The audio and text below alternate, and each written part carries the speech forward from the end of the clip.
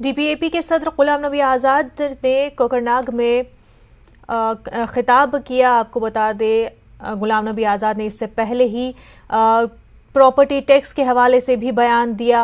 वहीं जब हम कोकरनाग की बात करते हैं तो गुलाम नबी आज़ाद ने लोगों की मुश्किलात के हवाले से बात की और उन्होंने खिताब में लोगों को लेकर के कई सारी चीज़ें जो है बयान की। मज़ीद उन्होंने क्या कुछ कहा, आप देखिए।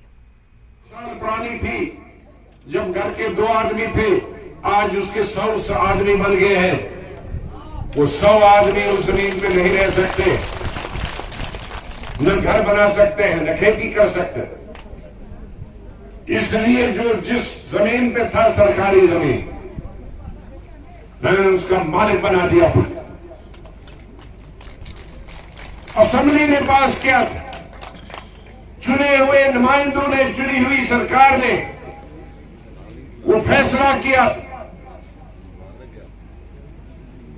हमारे लोगों की गुर्बत और जहालत को दूर करने के। कम से कम उनके पास घर तो हो, जमीन तो हो,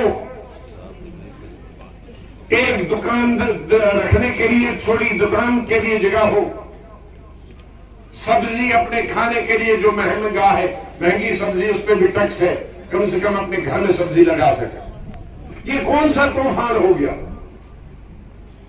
हमने किसी दूसरे मुल्क को तो जमीन नहीं दी, हमने अपने घर के अपने भाइयों को दी।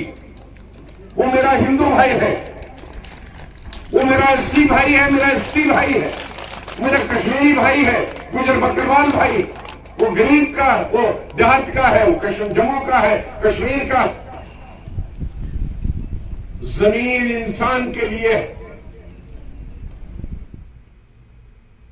अल्लाह ताला ने दुनिया में इतनी जानवर दुनिया चीज बनाई। अदा करता हूं, अगर हमारी सरकार आई, जम्मू कश्मीर के लोगों ने वोट दिया, हम उस रोशनी बिल को दोबारा असेंबली में पास करें।